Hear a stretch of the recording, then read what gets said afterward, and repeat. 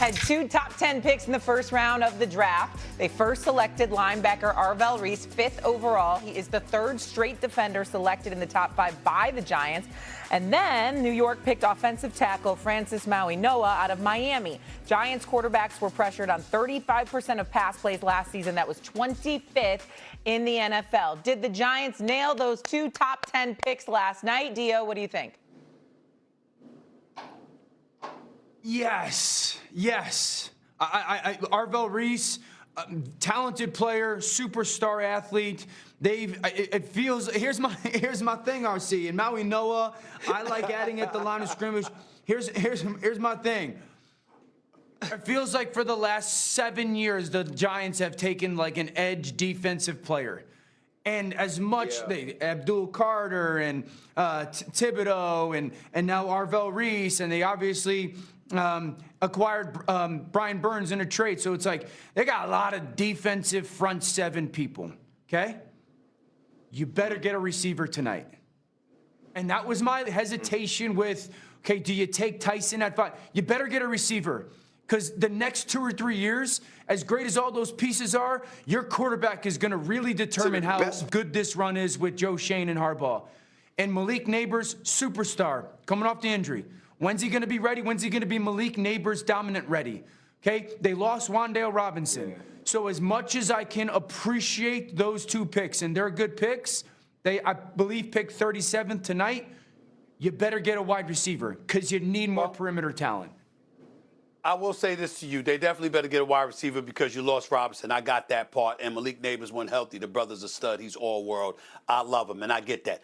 You had to take a defensive player, particularly when you just lost Lawrence. You had to get a defensive player. There's no doubt about that. And Reese is no joke, so we understand that too. What I would say to you about it is this, though, Dan. The culture of the New York Giants, when you talk, because let's pay attention. You know, it's not just about winning. It's also about rallying that fan base and reminding them of what made the Giants the Giants. You got to get back to making sure that you have elite talent on the defensive side of the ball with a bunch of rough riders that'll get after it. When you establish that culture in East Rutherford, New Jersey, in Big Blue, that goes a long way towards reminding folks and contributing to the kind of culture that led to you capturing a couple of Super Bowl championships. I mean, it could be from the days of Lawrence Taylor in '86 in the early '90s to what happened with Strahan and O.C. Umenyiora and all of those boys. It could be about that. It starts with that, is what I will send to believe that somehow, some way, you're steering this franchise in the right direction. This was the way to go. So I don't have a problem with it. Go ahead, RC. I mean, here's my thing. They obviously need to get a wide receiver. I don't think any of us, and maybe I'm wrong, expected Carnell Tate to go at 4 to the Tennessee Titans. No, and so I think immediately this draft was in flux. When you draft Arvell Reese at 5, he's different than Kayvon Thibodeau. He's different than Abdul Carter. Some of the things we saw them try to do with Abdul Carter that were separate or opposite of what we saw him do at Penn State, Arvell Reese has already done. He's not going to have to play in the same space that those guys are. There's some run and hit and hunt in Arvell Reese that's not in any of those players in the entire locker room for the New York Giants. So to me, that was a slam dunk. And then when you get to 10, and Jordan Tyson's already gone. Carnell Tate is already gone. The thing you can't do is reach for a wide receiver there and then now set your team back when you are trying to protect Jackson Dart, who we knew already had injury concerns. And so you go down to Miami and you get an absolute dog. You get a phenomenal road grader and someone that is going to put the team on his back to protect Jackson Dart. I believe that's smart. But Dan, you are 100% correct. When they walk out of the building tonight, when they leave that facility in East Rutherford, there better be a wide receiver added to this roster because you do set your young quarterback back if you do not.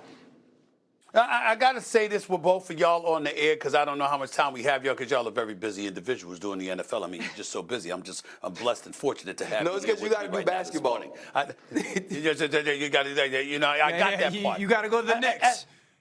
Go New York, go New York, go. You got to go to the Knicks. Go, you Don't gotta go start to the with Knicks. me. I'm not in the mood for that this morning. I'm not in the mood for that this Tell morning, us, Dan Stephen A, when you got Orlovsky. it. Don't McCollum kick was me off. like I was in a word. very good mood until y'all did that. Don't do that. Y'all supposed to be my boys. Y'all supposed to be my boys. Don't do that to me this morning. Don't do that to me because I'm pissed off enough as it is. But I want to say this about Ohio State.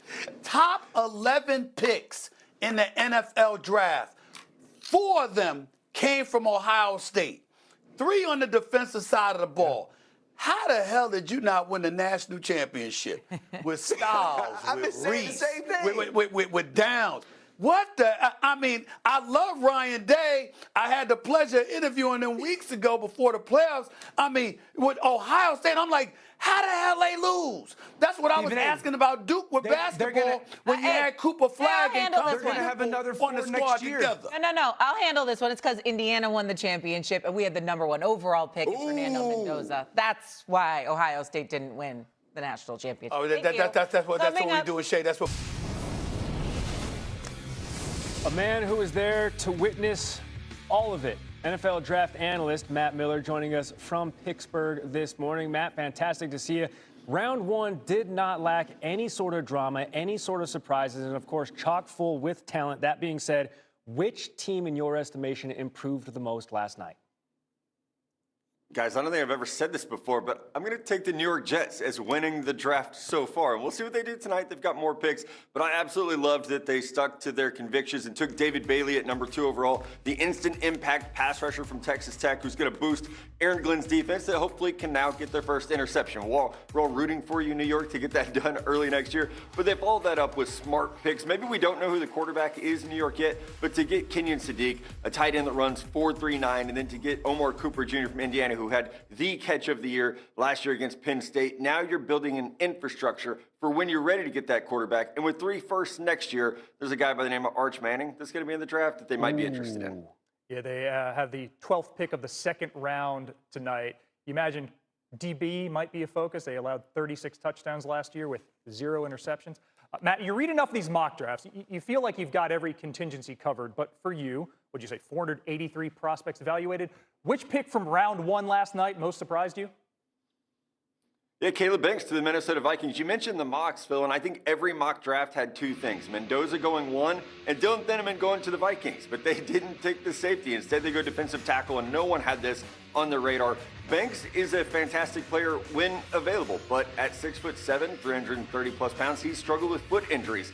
That's a concern moving forward. So hopefully the Vikings can get that figured out because, again, the flashes from him look like a top 10 pick. Consistency and availability are the question marks. Matt, round 1 in the books. What is the biggest question you want to see answered on day 2 tonight, rounds 2 and 3? Yeah, guys, who is the Arizona Cardinals quarterback? Because we all anticipated Ty Simpson being their guy, maybe in a move up from pick 34. Well, no, he's off the board. He's in the division now to the LA Rams. Jacoby Brissett skipped the offseason workout. He wants more money, so maybe they slide him a check today. But they have to figure out quarterback. Maybe Carson Beck comes off the board as early as number 34 tonight to Arizona. But that is one of the huge question marks to the team that we thought had an answer at quarterback, and then the Rams made the decision for them to take Simpson off the board. Yeah, we might get that answer very soon in the 2nd round. The Cardinals have an early day 2 pick. Matt Miller, thanks for waking up early with us here on SportsCenter. SportsCenter on the Road is presented by Geico. It feels good to Geico. Our NFL draft coverage continues tonight. ESPN, ABC, and the NFL Network at 7 Eastern with the 2nd and 3rd rounds. Also available on ESPN Deportes, Disney Plus, Hulu, and the ESPN app. Or you can listen to it all on ESPN Radio. The Patriots are scheduled to make 7 of their 9 remaining picks on Saturday, but head coach Mike Vrabel won't be there for it. In the wake of photos surfacing of Vrabel at a luxury resort with Diana Rossini, and now former NFL insider at The Athletic and ESPN, and subsequent photos of the two together in preceding years, Vrabel announced Wednesday he'll miss the final day of the draft to seek counseling and to be with his family. Before last night's first round, Vrabel further explained his decision.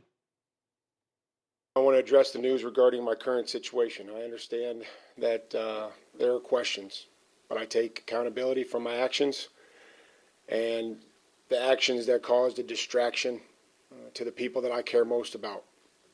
My family, this football team, the organization and our fans.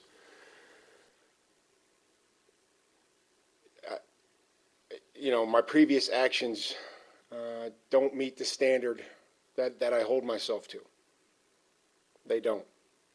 And what I believe is best for the two most important things in my life, my family and this football team, is for us to take the necessary steps to work together and to give them what I told them I'd give them, which is the best version of me.